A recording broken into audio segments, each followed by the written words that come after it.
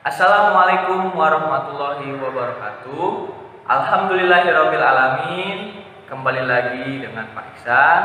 Mudah-mudahan kalian sehat selalu dan dalam perlindungan Allah Subhanahu wa taala. Sebelum kita mulai pembelajaran, alangkah baiknya absen terlebih dahulu dengan cara komen di bawah ini. Hari ini kita akan mulai pembelajaran tentang bunyi. Bunyi adalah suara yang dihasilkan oleh suatu benda yang bergetar. Dan benda yang bergetar disebut juga sumber bunyi. Sebagai contoh, coba kalian pegang leher kalian.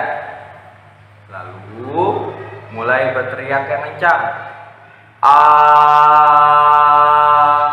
Boleh dengan dua tangan, boleh dengan satu tangan. Coba ulangi, kalian teriak Nah, di situ membuktikan bahwa getaran yang ada di dalam pita suara kalian akan menghasilkan bunyi. Nah, sumber bunyinya adalah pita suara. Kemudian, sebagai contoh kecil, kita di Indonesia memiliki berbagai macam budaya dan juga memiliki bermacam-macam alat musik daerah.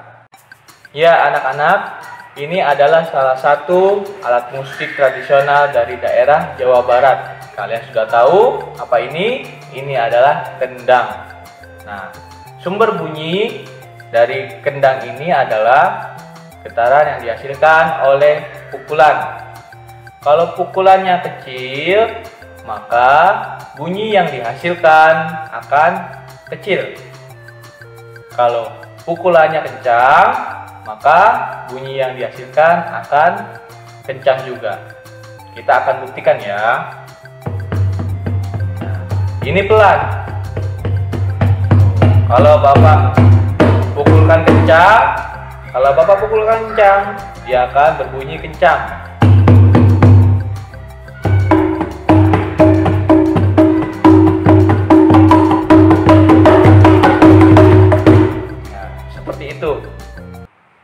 Selanjutnya Bapak akan menjelaskan beberapa macam bunyi.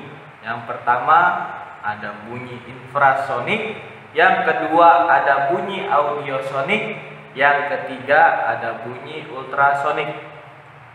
Kita akan bedah satu-satu. Bunyi infrasonik adalah bunyi yang berasal dari getaran antara 0 sampai 20 Hz. Nah, bunyi ini tidak dapat kita dengar secara langsung. Akan tetapi harus menggunakan bantuan alat pendengar seperti jalannya serangga. Nah, itu kita tidak bisa mendengar secara langsung. Yang kedua, bunyi audiosonik. Nah, ini getarannya antara 20 Hz sampai 20.000 Hz. Nah, ini bisa kita dengar secara langsung. Seperti contohnya suara kicau burung, suara kendaraan, dan lain-lain. Yang ketiga, bunyi ultrasonik. Nah, ini bunyinya lebih dari 20.000 Hz. Apabila kita mendengar langsung bunyi ini, maka telinga kita akan mengalami gangguan seperti suara pesawat jet. Kalau kita ada di dekat pesawat jet, maka kita harus menggunakan penutup, ya, karena akan bisa merusak pendengaran kita. Kemudian, bagaimana caranya bunyi bisa terdengar oleh kita? Terdapat 3 perambatan bunyi. Yang pertama, melalui benda padat. Contohnya, ketika telinga kalian menempel pada suatu benda seperti papan tulis, lalu kalian ketok-ketok papan tulis sebelah sini, maka akan terdengar sampai telinga kita melalui benda padat. Yang kedua, melalui benda cair, seperti ada sebuah sungai, lalu kita lempar sebuah batu secara kencang, akan menimbulkan bunyi batu yang sedang tercebur. Yang terakhir, perambatan bunyi melalui gas atau udara. Misalnya ketika Pak Ihsan sedang ngomong, ya suara Pak Ihsan melalui udara sampai kepada kalian, seperti itu. Itu adalah 3 bagaimana caranya bunyi merambat. Yang pertama Bapak ulangi, melalui benda padat. Yang kedua melalui benda cair. Yang ketiga melalui gas atau udara.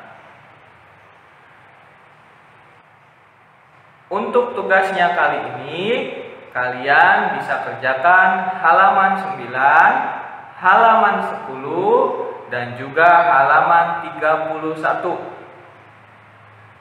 Setelah selesai, kalian bisa upload ke Google Formulir yang sudah Bapak dan Ibu berikan linknya.